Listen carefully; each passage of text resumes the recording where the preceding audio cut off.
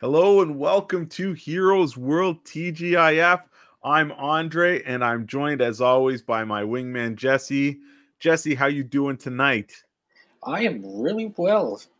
Our weather, though, that's insane out there. We got rain one minute, we got snow the next, we got ice, and Yes, I think tomorrow says it's going to be 15 to 20 degrees. Like, I thought it was December.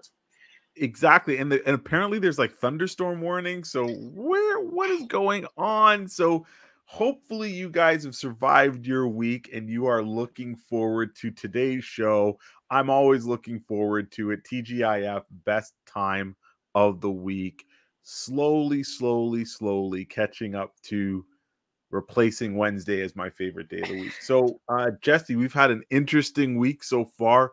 Lots and lots of absolutely cool stuff going on Yeah. in the realm of not only comics, but video games and Mhm. stuff. But not everything is peaches and cream, as they say, or rosy. At the beginning of the week, we had some very sad news Yeah. about a comic book legend, and we're talking about the ever talented, ever nice, super swell guy, George Perez, master of the jam packed, like, this guy can draw everybody well on a page. Yeah. He's worked for both Marvel, DC. He's done creator-owned stuff. He is a tour de force, a juggernaut in the industry. Here we see probably my favorite series that he did, which was the JLA Avengers crossover. And unfortunately, he has been diagnosed with a form of inoperable cancer, and he has been given 6 months to a year to live. But let me tell you how much of a superhero this guy is. He put out a really good post on social media on Facebook, and he says that he doesn't want to spend his last moments, at the hospital all the time, but he's going to try and get well enough to do one last convention to say his last goodbye to the fans and the people that have supported him and loved his work. And he is a consummate gentleman. And the one part that really just hit me was that he's like, come out. He's like, I can still see, and I want to get strong enough to sign one last time. But he's like, when you come up to see me, we have to share a hug and stuff. And I'm like, wow, what a guy. He truly loves what he does, what he's done for the comic industry and stuff. I had the pleasure of meeting him once before. Super nice Oh, yeah. guy. I've got a Avengers number 19 signed by him. It was a great Ultron cover and stuff. Yeah, and he was he's just a great man. So well, we want to say, thank you to George. And I want to say, that he's in our thoughts, and to his family and stuff, that we wish that, in this trying time, we wish for the easiest of transitions on this road. It's gonna be rough, but know that all of comicdom is thinking Definitely. about George and what he means to them and what he's brought to the comic industry with all the characters he's created, all the great series from Crisis, Infinity Gauntlet. He's done You know, quite a bit of recognizable stuff. Crisis, like you said, Justice League and Avengers. yeah, Um, look at this packed full of characters. Like, he's just a master. Who else can do this? And yeah, just he's he's not yeah. It's sad he's news, original. but again, if you guys don't know George Perez's stuff, take a search, check it out. You probably have seen something by him, but he has touched almost every character that you can think of and stuff. So hopefully take a moment to revel in what he's done, and if you can, reach out to that Facebook page, send him a nice message and stuff, and he says he's going to take the time to read that. But we've got a couple other slides of some of the stuff that we absolutely love from him. This amazing classic. This is the X-Men and the Teen Titans. And also, just his work on Titans alone, just revolutionizing storytelling. A lot of time with Marv Wolfman was the writing. But yeah, just a great team. Created one of our favorite characters, Jesse Deathstroke, the Terminator. Mentioned the Infinity Gauntlet. You know, so yeah, he's yeah. So sad news, but again, what a he is a true superhero for what he wants to do, and I think that I applaud that very much. So yep. Yeah, there's this first appearance of Deathstroke. Yep. So yeah, great moment in comics there. So yeah, hopefully you guys can take a moment to reflect on George Perez and his career and maybe what he means to you.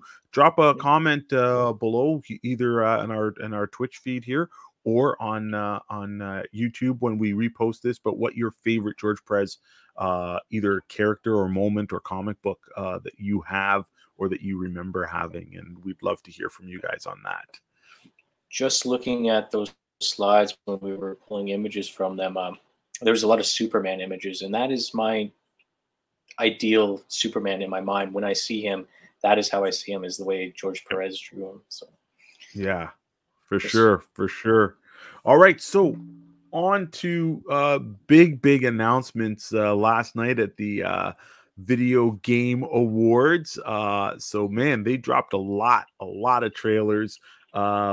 You and I last night, we joined John and Chris Ho on Let's Trailer Reaction to the Star Wars game, but there was also lots of other announcements, and not only games but movies too. So let's go through some of our highlights for the Game Awards last night, and we'll let you know our thoughts. So big one, Sonic the Hedgehog 2, the movie. We knew this was coming. Did you happen to see the first movie, Jesse? I did not see the first one. It's on my watch list. Just so much going on. I need to take time to relax and just get caught up on everything. I haven't even seen Detective Pikachu yet. Well, I hear you. I didn't see Pikachu because I'm not a Ryan Reynolds fan. Probably the only person on the earth who doesn't like Ryan Reynolds. But Sonic, absolutely loved the first movie. Took my nephews to see it in the theater and bought it day one on Blu-ray and stuff. And I can't wait for the second one. Knuckles and Tails are both joining in for this adventure, so can't wait. And let's not forget that this is one of those moments when the first movie came out that there was such a bad reaction to that first trailer that they went back and changed things. So sometimes the people upstairs are listening and they do take fan feedback, and it made for a better Sonic experience in movies. So hopefully they continue to keep learning and keep making a good blue speedster. I love Sonic. He's probably my favorite video game mascot. I'm a Sega guy, you know, originally back with the Sega Master System and then the Sega Genesis where Sonic debuted, and have kept following the Hedgehog in all his iterations. So super cool. And they announced a new game too coming out, so that was pretty exciting. So you brought up the fact that they made Sonic look really bad in the first Sonic 1 first trailer. Now the conspiracy theorist in me thinks that they did that intentionally, just so so we would get that buzz and everybody would be like, "Did you see the new Sonic? Like, oh my goodness, how could they do that to him?" And that would be probably the craziest marketing move, but maybe some brilliant strategist said, "Hey, let's try it." But it could have backfired. You know, if they didn't get it right, it could have definitely backfired. So it just seemed like the new images of him, like the original images, how he looked, seemed that they came out really quick after the backlash. Like, oh no, just kidding, gotcha. Yeah. It could be a gotcha moment, but yeah, let's hope they don't pull any stunts and just give us another fun, good movie. I do highly recommend the Sonic 1 movie for anybody out there who's looking for a kind of a fun ride. Great for the kids, but there is something to adults will enjoy. And if you're a Jim Carrey fan, this is classic Jim Carrey playing Dr. Robotnik in the first one, so highly recommend that. Next up, we've got this one here, Alan Wake from Remedy Games, Alan Wake number 2. So wow, was it 10 plus years since the first one?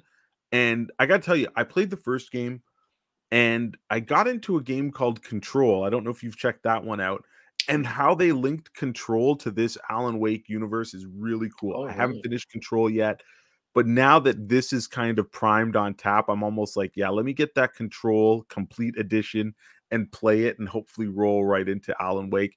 This time they are saying they're diving straight into the survival horror. This is not going to be that mystery game. So yeah, this looked pretty cool.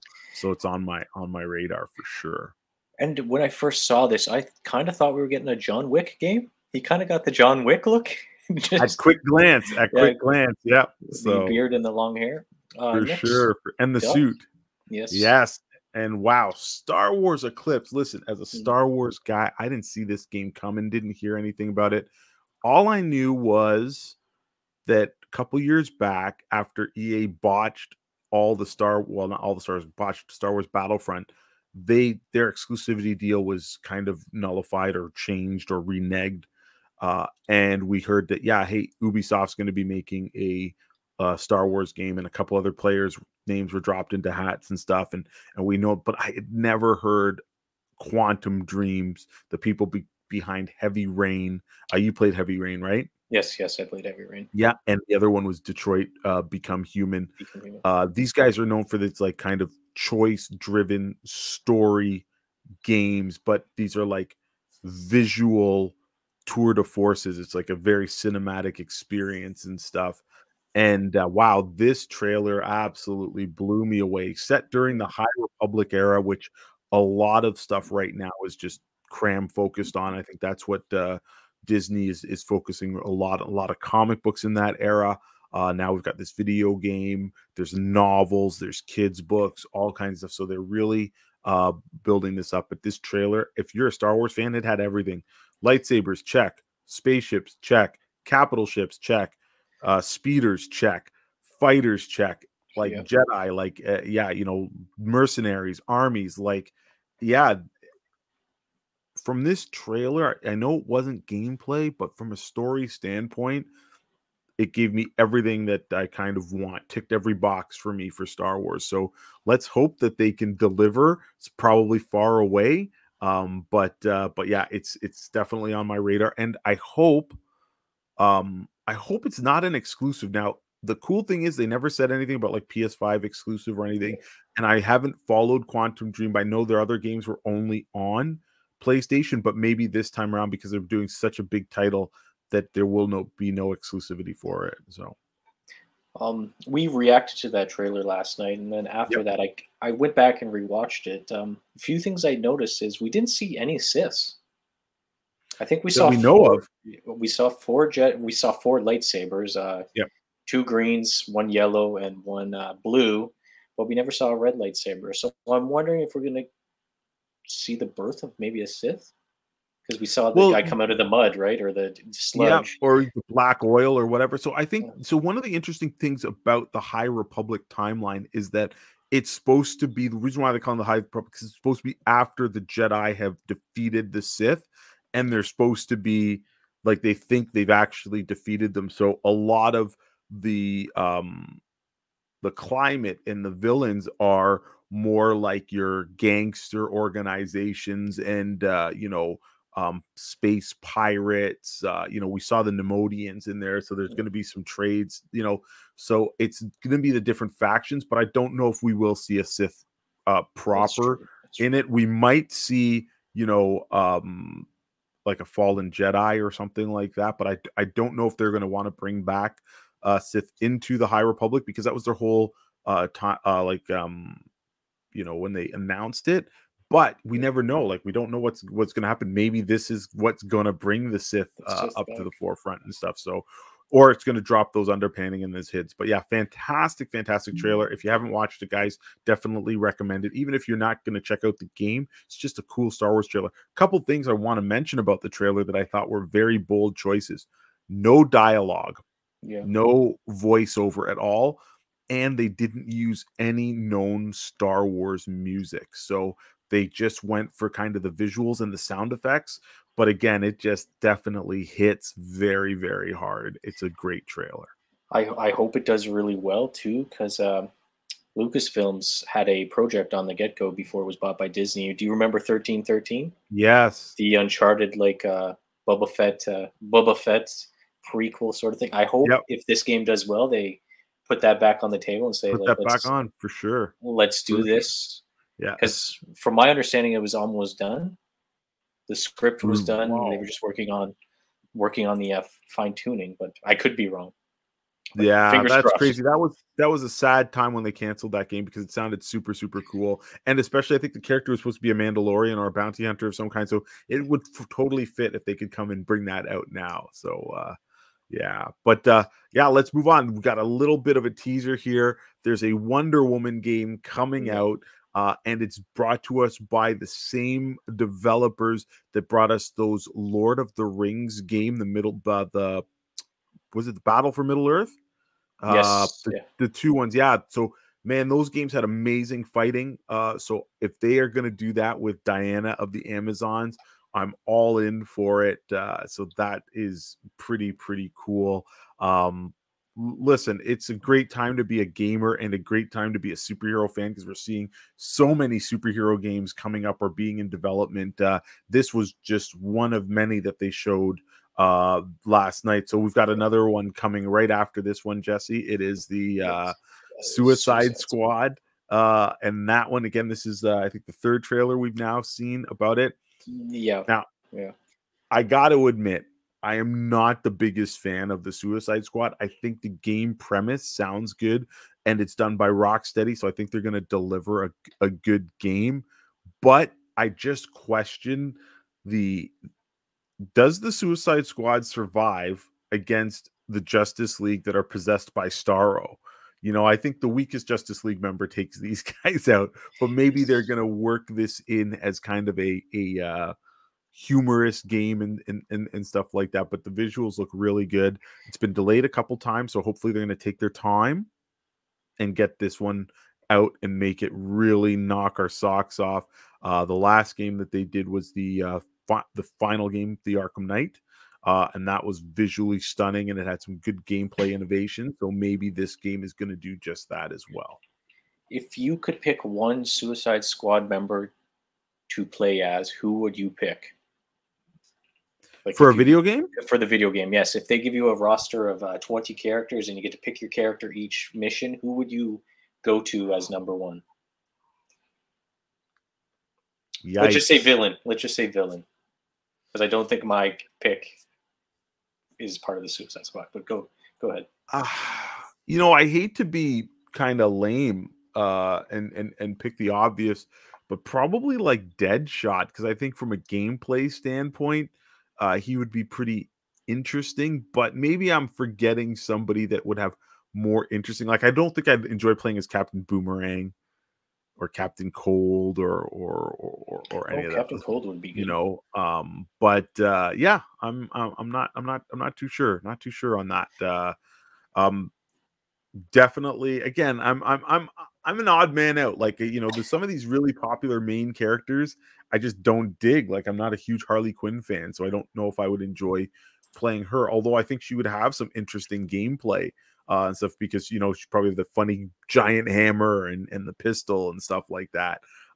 So yeah, I don't know. What about you? Who would you go to? I'd pick Kite Man. I know he's not a member of the Suicide Squad, but I would like to beat the game and be like, I beat it as Kite Man. As Kite Man. The most useless villain there is. I beat it as him. Yeah. Oh man, that's crazy. But I know you loved the first one of this game. Tell me what you thought of the second trailer, or is it gameplay footage? I can't remember. Yeah. Of Horizon Forbidden West. What did you think? Yeah. So listen, this game I slept on when it first came out, and then I picked it up after, and it was one of the few games that I genuinely felt bad for not only not pre-ordering that collector's edition, but not playing it right away. The first game was absolutely fantastic, one of my favorite PlayStation games out there, and then how the first game ends and the DLC ends, it just ripe, perfect for another game. And this this trailer looked fantastic. We'd seen some of the gameplay before, but now it just keeps looking better and better. The polish is there, the colors are there. This is a reason to buy a PlayStation 5. You know, once they announced this game and the new Ratchet and Clank that came out earlier, that's when I knew I had to get the PS5. And I'm glad I did, because they actually said that these games would be coming out on the PS4 as well. And Ratchet and Clank still isn't on the PS4. So I'm happy that I got that and was able to play that at launch. And this is another one. I've already pre-ordered the Mega Collector's Edition. God, I you know, don't regret it, but it was way more expensive than the other one. Love it. Love the character of Aloy. Love the imagination in this, the robots, the mixing of the dinosaurs and the machine, like how. But I will say that it had one of the best storylines in this style of game that I've ever encountered. And I'm a huge sci-fi guy, especially like, you know, in comics too, and anime and playing video games, like a lot of this. And the story at first doesn't necessarily seem all that unique. Like, you're like, okay, the Earth has died and then your machines have been reborn and taken over and stuff. But this one did it amazingly. And I got to say, I remember finishing the game and I remember thinking that the first credit is going to be for who wrote the story. I'm like, what fantasy or sci-fi author wrote this story? Because it's phenomenal. And literally, like, the first people, and rightfully so, was, you know, in the, you know, gameplay, game design, all that stuff. The story people weren't till far below, and there's a lot of people who contributed to it, but the story was fantastic. It's one of those games where you piece together the story in logs and stuff, but it never felt like a chore for me to go around and find those things. But yeah, absolutely looking forward to this one. It's going to be like I said, day one. Might even take the whole day off to play it when it drops. So I still have to open up the first one and play it. It's on my pile of games. Yeah, honestly, I can't recommend this game enough. A lot of people, I think it just came out at a time. I think Zelda dropped at the same time. I think God of War had come out, you know, slightly after. It was just a really weird kind of time. But I enjoyed the heck out of this game way more than the new God of War game. I just thought it was just a way better game on all levels, from the storytelling to the gameplay to the characters to the world, like everything. So I'm super stoked, if you can't tell. Yeah, I think it was a new IP too, so people kind of slept on it. They waited for their friends to pick up theirs and say how good it was before they bought it. Right? And also, the studio that did this game is Guerrilla, that was only known for Killzone. Oh, wow. And Killzone 1 was interesting. Killzone 2 was good. Then Killzone 3 was a launch title for the PlayStation 4. And I don't even think I played that past the first level. It was just dull and uninspired, you know, but they were developing this game at the same time, and they knew this is what they wanted to do. So good on them for branching out and bringing something totally different than what they were known for. So sometimes, hey, you know, you can branch out and do something sweet and new. Just go for it. So yeah, loved it. Forbidden West, yeah, the trailer was fantastic, and I hope now I don't want to see any more trailers. I just want to let's wait till February and let's get that game. Yes, it does look amazing. I love how the colors are so muted, but there's always that one color, whether it's the dino robots or, sorry, I don't know what they're called, but they have the little bits of light on them, and it just makes the colors pop so much more. Even the main characters, I think she's got a sash on that's pops out. It just it's amazing. The designs are great, and this time we're going to more of a tropical setting instead of kind of the north, the frozen north and stuff like that. So it should be very cool. But play it, Jesse. Play it. I will. Do you know who this guy is? Oh, do I ever? You might not be able to see it, but I've got on my UNNC Office of Naval Intelligence Halo hoodie here, or you know, and damn, Like, let's just say this has been a week for Halo because the Halo campaign finally came out. And I want to give you quick first impressions on that Halo campaign before we talk about what we saw here with the trailer for the television show, the long-awaited Halo television show. So first impressions, I played the multiplayer, and of course the multiplayer is great. These guys know what they're doing. Halo 5's multiplayer was probably still being played strong right now. But this was the campaign. This campaign delayed the game a whole year because of, again, people's initial look at it. They were like, this doesn't look good and stuff. So they polished the heck out of this in a year. And let's just also state right up that it's not finished. There's no co-op multiplayer and there's no forge. So you can't build your own levels yet. So that stuff's coming and they said first quarter next year. So 2021. 2022, sorry. Look at me going backwards in time. Yeah, so first impression. So I really enjoyed Halo 5. I did think it was felt a little bit short, and I think it ended on a cliffhanger. So this 6-year gap between games really pushed me. So playing the spirit, right? Yeah, so getting in and firing it up and stuff, again, graphics look good. We'd seen the little introduction already and stuff like that, and stuff. But so I'm playing the game, and my first impression, I'm like, ooh, I don't know if I like this. The control was there, the graphics were there, but there's just something about this first opening level that I did not enjoy. Didn't like the grappling hook. Like all of a sudden you've got this grappling hook. They don't explain why you have it or anything like that. And you're forced to use it, and now it changes exactly how you play the game because you now have to look up and be like, okay, where can I go? Whereas before it was kind of a linear path. You kind of knew where you were going and stuff. So while this first level, it was adding, get used to these, new equipment and stuff. Right. But once I got past the little introduction thing and then I got down to the Zeta Halo, as they call it, I'm like, okay, I see what they're doing. It's not a on rails kind of linear Halo game. This is basically Far Cry on a on the Halo ring. So once you land, you take your first waypoint and they start it up as your base. And then they're like, hey, these are the other interesting points along the way. There's a distress signal here. There's an enemy base here. There's a high value target here. Go do what you want. And then all of a sudden I'm like, oh, now I see how this grappling hook works. It's, for you to get around faster and stuff like that. So it changes your play style. Only bad thing for me is I'm one of these guys that likes to do everything. So I will never be able to walk past. I'm like, oh man, I got to go take out that base. I got to go take it. So I almost wish that there was just kind of play the story mode, and then just, go through that way, because I want to know what happened at the end of 5. If spoilers, but the game's been out for how many years? At the end of Halo 5, the Infinity was running. Cortana was basically, was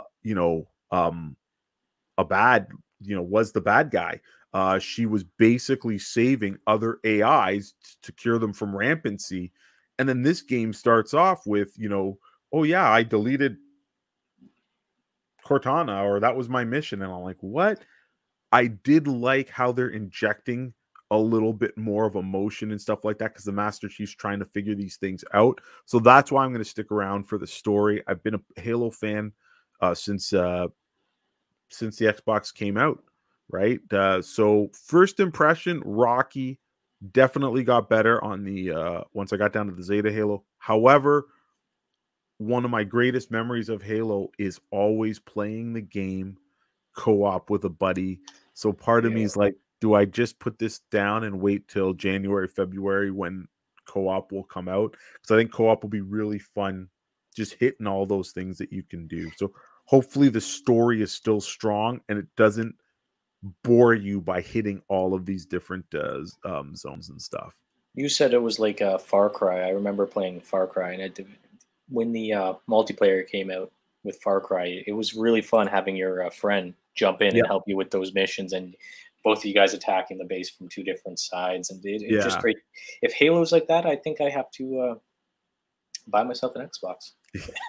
Yeah, no, it honestly, I'm hoping it's good. Like as I said, unfortunately for me, I just on a map like those, I might not go for every like hidden collectible, but I will want to make sure my map is clear. You know what I mean? So a lot of times in Halo, I don't go and get every skull and stuff like that. But again, Yeah.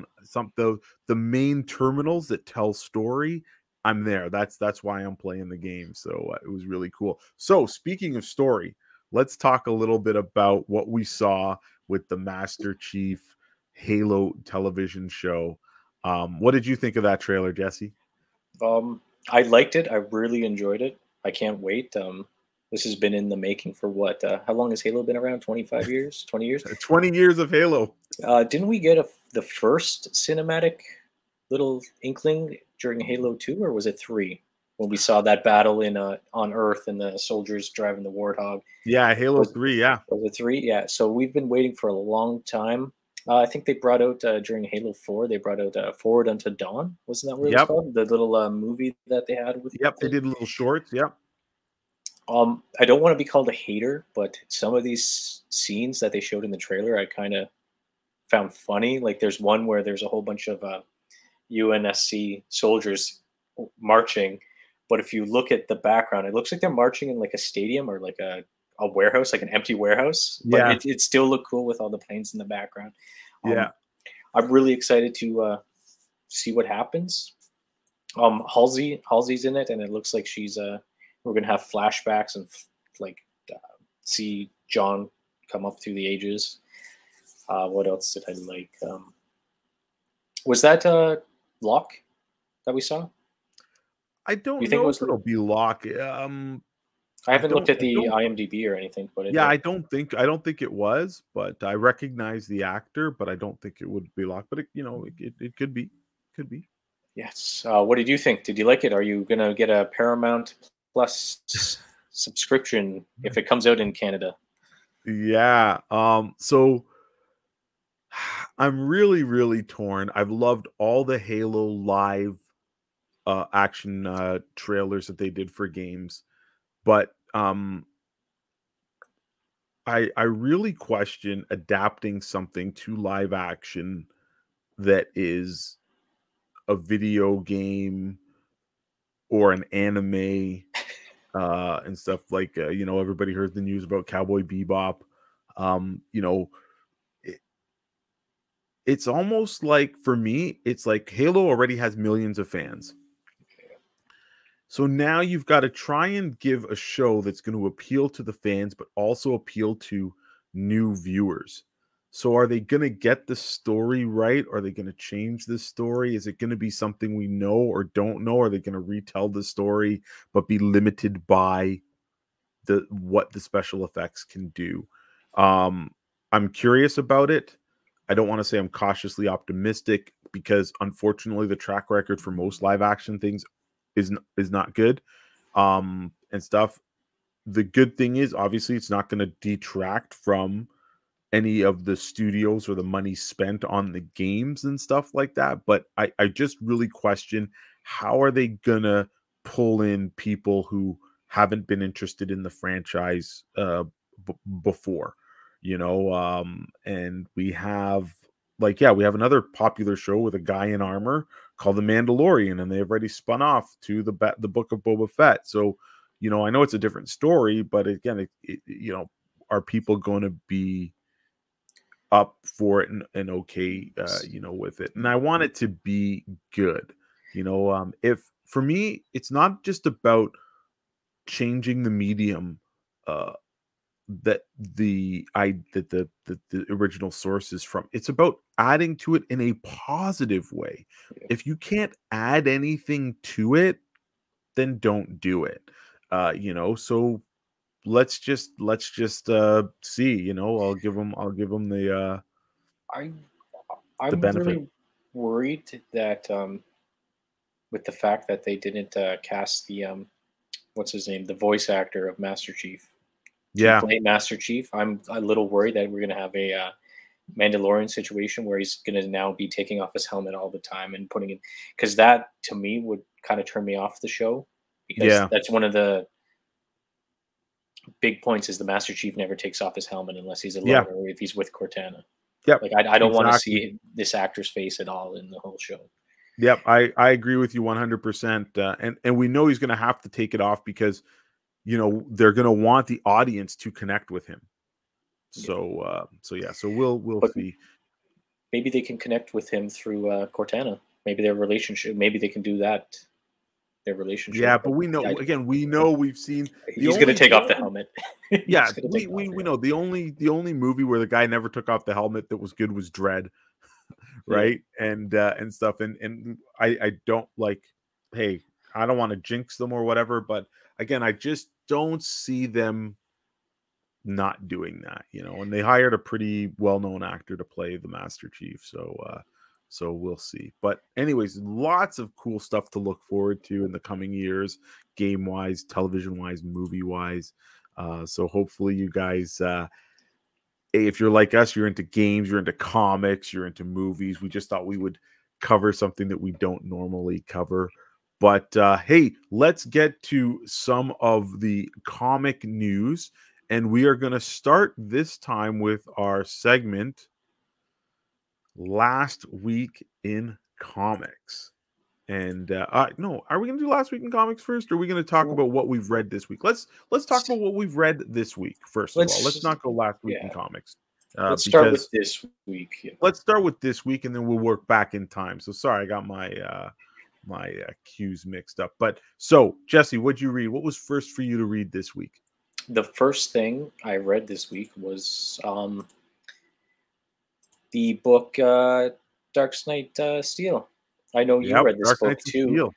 What did you think of issue number 2? Are you hooked now? Are you going to jump off? Or are you? What do you feel? Listen, I was hooked right from the first book. I was eagerly anticipating this book, and it did not disappoint. They continue to build the world. They have more intrigue, more action, more consequences. I loved this book. However, I feel it's moving too fast. I just want more of it. Every one of these issues could be double sized, and I would just be eating it up. Just phenomenal. From the great reveal from the end of book 1, it just hits the ground galloping. You know, just fantastic. A great issue. Do you want to tell us what that reveal is now that it's been out for a month? Please tell us. What happened in the first issue? All right. So if you guys have been following the book or are curious about the book, it's called Dark Knights of Steel. And as you can see by that cover, the heroes that we know from the DC universe seem to be in a medieval setting or a fantasy setting.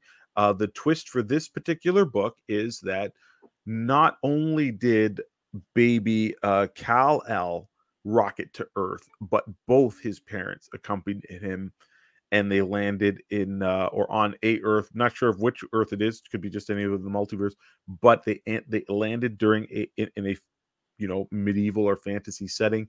They set up their own kingdom, so they're almost like the kingdom of Camelot. They're the good guys and stuff, and there's magic and there's mystery and all that stuff. But the big reveal is that Bruce Wayne he's basically kind of like their protector. He's the royal guard leader. He protects them. And I think even Tom Taylor, the writer, refers to him kind of as a Witcher. And at the end of the first issue, Jor-El reveals to Bruce Wayne that he had an affair with Martha, and that Bruce is his son. And right after that reveal, he gets shot in the eye with a kryptonite arrow, killing him.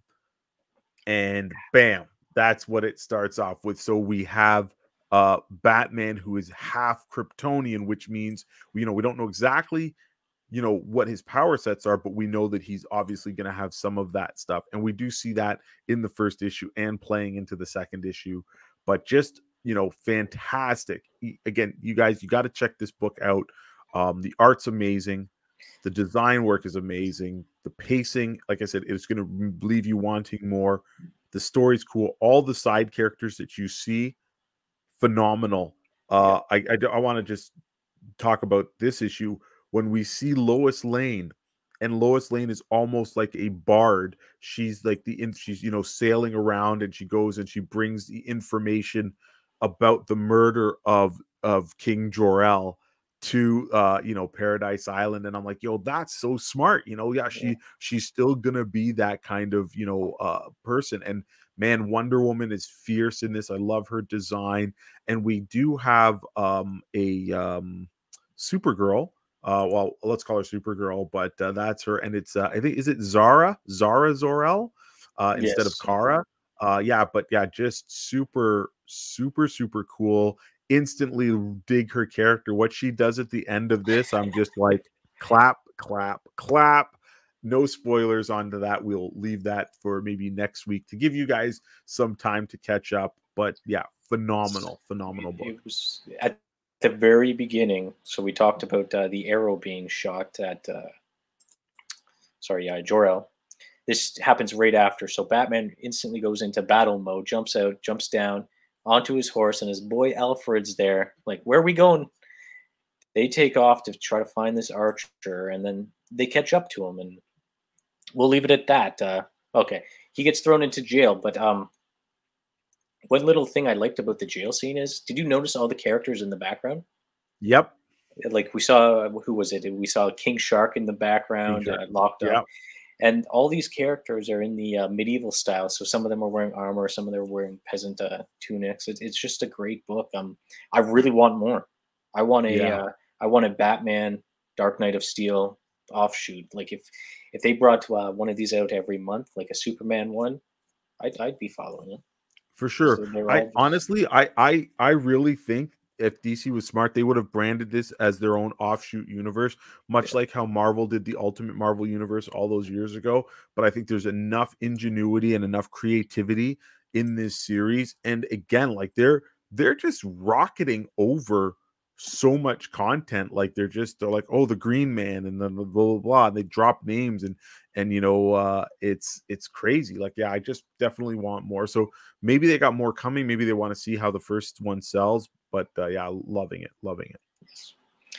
Another big book dropped this week. It was. Do you want to tell us what it was? Oh yes, this was the long-awaited Marvel book by Chip Zdarsky, and amazing art by Chichetto. I hope I'm pronouncing that correctly. Yes, and it is the Devil's Reign book. And this book happens to be our comic book spotlight of the week, and it is Devil Reign #1. What this book is about is the Kingpin, yes, Wilson Fisk, is mayor of New York, and he's a little bit tired of all the superheroes running rampant in New York City and causing destruction and stuff like that. So he's basically put out a, you know, if you're caught using superpowers, you're going to get arrested and you're going to jail and stuff. Almost like the Civil War storyline. However, he's basically doing it just in New York City because he's the mayor of New York City. And of course, who's in New York? Well, the Fantastic Four happen to be in New York. The Avengers Mansion happens to be in New York. Spider-Man, Daredevil, Luke Cage, so many people. And yeah, it's crazy. It's crazy. So anybody caught using superpowers, whether it's good or for bad, you're going to be arrested. And of course, you know, we've got crime fighters like Daredevil doing stuff. We see in this first issue, Miles Morales rescues a child from a burning building. Yeah. And then they're there to stop him. Of course, we see the Thunderbolts, which are the government lackeys. These are the former villains turned, you know, government agents and stuff. So yeah, again, looking sweet. Marco Cicchetto doing the art, just fantastic. Super cool. There's our boy Moon Knight. Yes. Cool first issue. Very cool. I like how the villains who are sanctioned by the government are kind of going out there trying to antagonize the superheroes. Who was that again? The Shocker. The Shocker was up to some mischief, and then superheroes jumped in, and then like, haha, I got you. You're gonna be arrested. Yep. Really good first issue. I can't wait to see where it's going. Now, is this the end of Daredevil by Chip Zdarsky? I think I read that somewhere that Daredevil. I think this is gonna be the the end cap to it and stuff. So man, this guy Zdarsky, this is our local Toronto guy. He's writing a lot of stuff. So he's I guess he's gonna go out with a bang by changing the landscape in the Marvel universe. Yes, that's for sure. And you brought up the Miles part. I thought that was really good. He says, I gotta go in there. And then the firefighters are like, we got you. Don't worry. They're like, we'll cover for you. And then the villains come in. They're like, nope, sorry, bad guys. Yeah.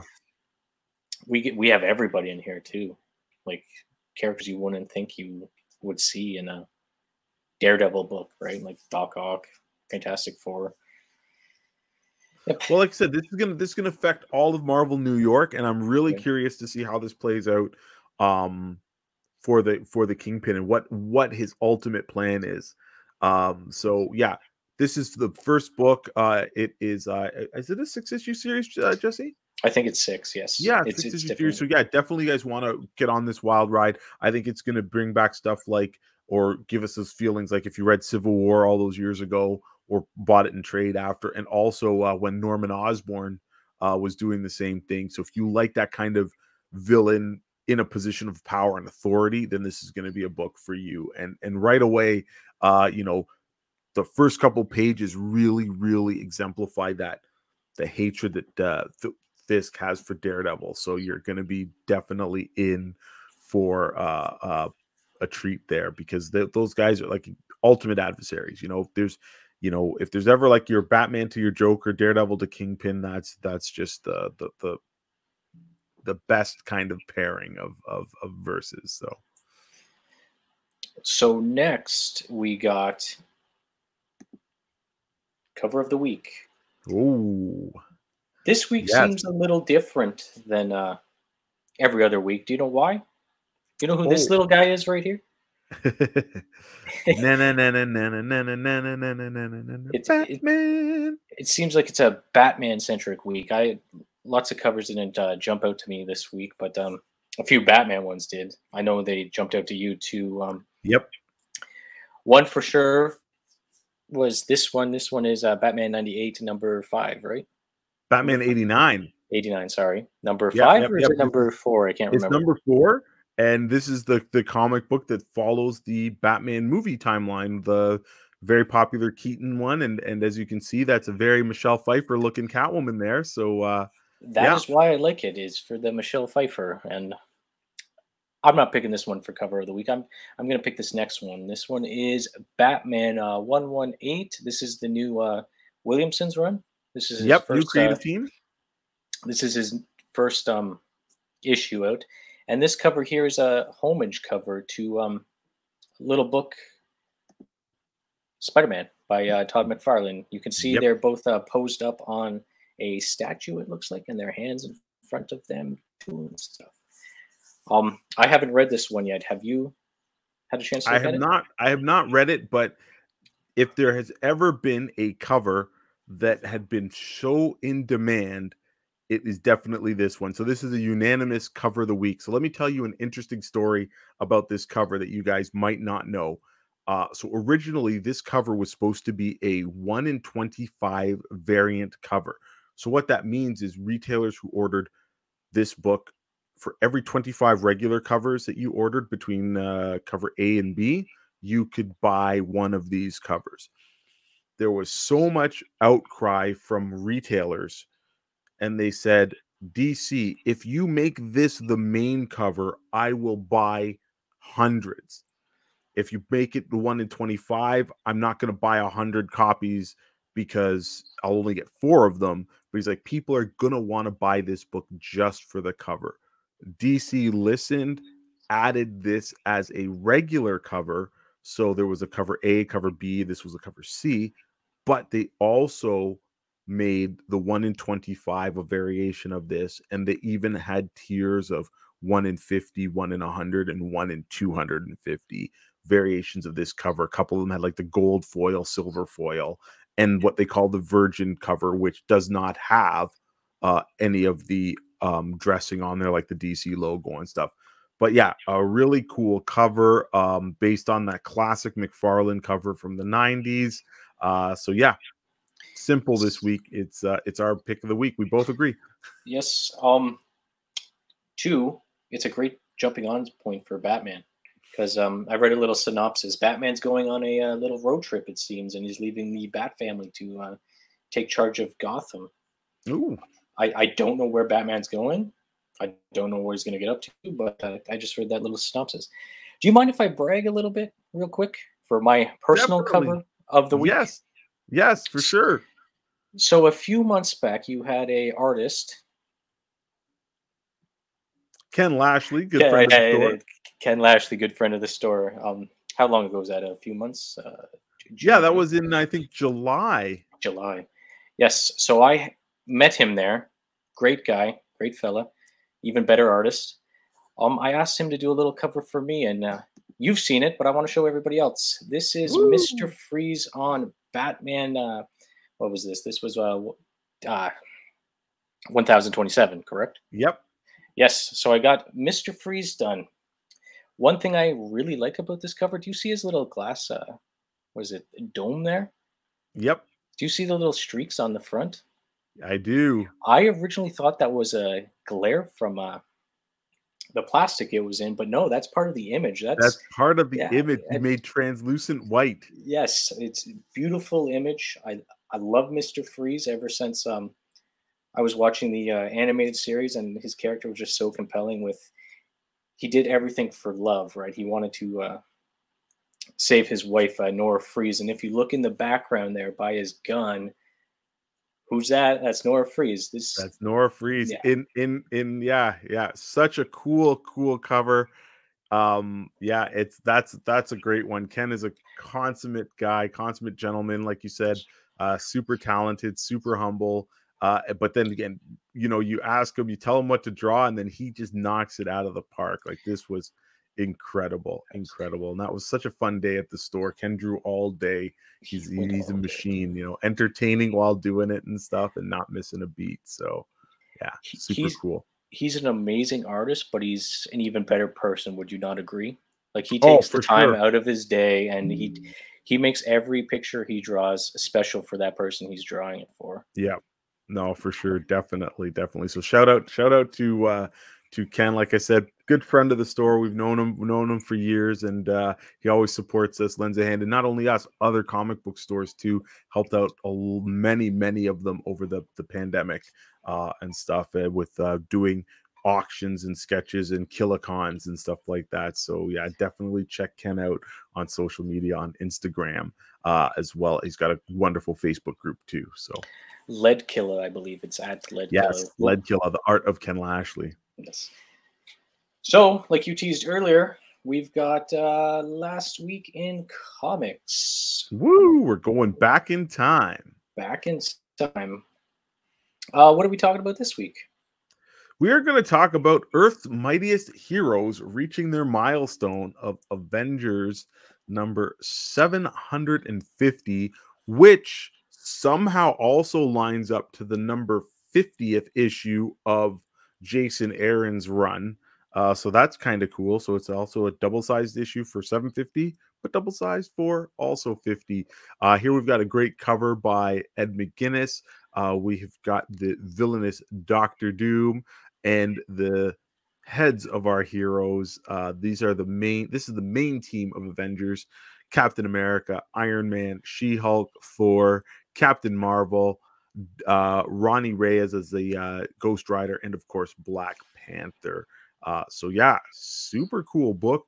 Yes. Boy, was it thick and chock full of just lots of cool stuff. This was a book that once what happened was known in it. A lot of people came out to the store to pick it up because lots and lots happened in this first issue. But there was also several great covers to choose from as well for people. So that's why it also did pretty good. There was a cool villain version of this cover with the villain heads. Doom puts together a team of villains to, shall we say, disrupt the timelines and stuff. So yeah, super, super cool. But yeah, let's talk about and show some of those interior images and tell people about why they should pick this book up. So we've got Do this you remember this interesting guy? character. Huh? Do you remember this guy? Do you remember what I he did? remember this guy. There was a Marvel book that showcased him. I can't remember what it was, but kind of this one shot and stuff. And this is a character that I don't remember if he killed the Watcher. Yeah, I think he killed the Watcher and took his eye. So he's That's got his eye in the that chest there, future yeah. sight. Yeah, so a very, very bizarre character. And the story starts kind of weird where this guy is just observing, you know, a couple sleeping. And he's like, listen, I don't have all the time in the world. I know what you guys are going to do eventually. So can you speed things up, do it so I can witness it? And then I've got stuff to do. And what he has to do is all across, you know, the timeline of Marvel. And he goes all the way back to the prehistoric times. And if you've been reading this book, Jason Aaron has created the prehistoric Avengers, which consisted of like Odin and Phoenix and the Eye of Agamotto and stuff. Yep, there they are. Just, yeah, super cool. There's an original Black Panther and an Iron Fists and stuff. So yeah, super, super cool book. We have Kazar. He is a agent of Wakanda, jumping back in time to interacting with them. But yeah, we also have She-Hulk, Jennifer Walters, absorbing an enormous amount of gamma radiation. Yes. And she has gone kind of crazy and volatile with it. But she has enough sense to get into the Avengers base, which is a dead celestial, and she goes into this room and is able to basically blow off all the steam and come back as a new and improved She-Hulk. So that was a super cool moment. Some humor in there as she embraces the Avengers, and of course the oh so convenient smoke. And this was Marvel setting up for her return to her own comic book series. So that was fun. And I guess they're doing all of this because we know there's going to be a Marvel She-Hulk TV show dropping on Disney Plus, I think sometime in 2022 as well. But yeah, that was super cool. What was your favorite part of this book so far, Jesse? All the characters they came up with, like I want to say like there's 20 new characters. I think we have a slide of it. Yes, this one here. Yep. Like these characters are all variations of characters we Yep. know, but different. Like we got a Star Brand Tyrannosaurus Rex in the background there. One question for you as we look at this image: if you had one of these heroes to protect you, which one would you pick? He's your bodyguard. Which one are you going to take? Who's my bodyguard? I'm Yeah. going to go with the Iron Fist in the back right. Just because I love the concept of Iron Fist, and they all can channel their ki in different manners. So not only do they have their fist, but some of them can channel it through bow and arrows or pistols and stuff like that.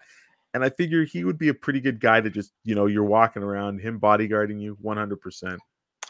I'm going to pick this Samurai Ghost Rider. That guy seems pretty scary and very interesting. Yep. He's probably got a lot of nice stories. Yep. I love how She-Hulk's back to how she used to be. So there was going to be a bomb that sorry, what's the Red Guards group's name? Oh, I can't the remember Russian their name. group.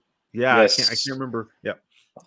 The Russian Avengers, they were going to set off a bomb in Namor's Atlantis and kill everybody because they don't like Namor and they don't like Atlanteans. So She-Hulk went down, captured the bomb, absorbed all its energy, and now Namor has promised himself to She-Hulk, you saved my people. They all abandoned me, but I can serve you. I can do whatever you ask me to. And Yep. she asked him to do something strange, which was join us. Yep. team up with us. There's Join the Avengers. Yep, there's gonna be a big battle. I know you have problems with T'Challa, but put him aside. We need you. That was a great part. Very, very here cool. here we got all the new villains. Yes. Do you remember who they are? Yes. So we have got in the back with the big gun there. That's Kid Thanos, which he was super cool. We've got the Black Skull, which is Venom in the red skull. Yeah. Killmonger in the red suit. King Killmonger. He's King of Asgard Killmonger. Yeah. And then we've got Omega Doom, I think he was referred to. And then we have the Phoenix with basically kind of like a Wolverine-esque hellhound. And then the Goblin. What was the Goblin's name? He has like a bag of skulls. It's like the Green Goblin. You can see him there. But yeah, this was the Ghost team. Goblin. Ghost Goblin. Yeah, this is the team that Doom puts together to basically ravage all the different ages of time and stuff. And again, super cool. This part actually reminded me a lot of the book that we both really like. Remember the Heroes Reborn, where they were mashing up the heroes and villains? I thought, man, this is some brilliant stuff. It's fun, you know, and a lot of those combinations just were super cool. Again, I almost want to see a book of just their exploits and stuff. So yeah, super again, fun book. The art's great. It's bright. It's colorful. A lot happens. The book was never boring. The pacing is great. Yeah. And even though it's long, like it's a thick book, it's a page turner, right? So love this issue. Definitely worth it. Again, too, if you want to jump on Avengers, it goes over the past 50 issues, maybe even further, because we get the original Sin eyeball dude. I can't remember his name, but the orb. The orb. We get him, and then we get the Heroes Reborn characters. What are they? Squadron Supreme. Yep, Squadron Supreme. We get to see them. We get to see what they're up to. We get to see the recent Russian Avengers trying to blow up Namor. There's a lot of backstory in this one issue. A lot of stuff going on. It catches you up for 51 and where it's going to go. Yeah. One thing I liked a lot was the ending. They introduced a character that I don't think has been in the Marvel universe at all. A little guy named King Arthur. Has he ever made an appearance in Marvel? Not that I can recall. So him and Thor go on a little adventure, and he asks Thor about his hammer, and Thor says, "You got to be worthy to be able to lift it. Look, my dad enchanted it, blah, blah, blah. Maybe one day you can be worthy of something." And at the very end, we see a sword and a stone. I thought that was a great little ending to the book. And I'm hoping to see King Arthur. That would be cool if they bring him forward. But there was also another really good interlude, and this caught the this is what people got excited about in that book. And I think we've got an image of it at the end of the first story, the end of the book. We have a brand new Herald of Galactus, and let's bring it up. And that's Kazar with the power cosmic, looking for worlds for Galactus. And wow. So this is a new station for Kazar Lord Plunder, formerly of the Savage Land. But yeah, again, this book is doing strange things. It's doing fun things, and it's setting up where the book is going to go. So that is always exciting. So it's a great jumping on point. As Jesse also mentioned, it's going to catch you up if you hadn't read the previous thing. So going forward, you are going to be right on target. Can't recommend this book enough. It's really good. And one book that came to an end last week that we both really enjoyed was The Me You Love in the Dark. We mentioned we might go into spoiler territory, so if you're planning on reading this book and watching right now, I say pause it, come back later. Yep.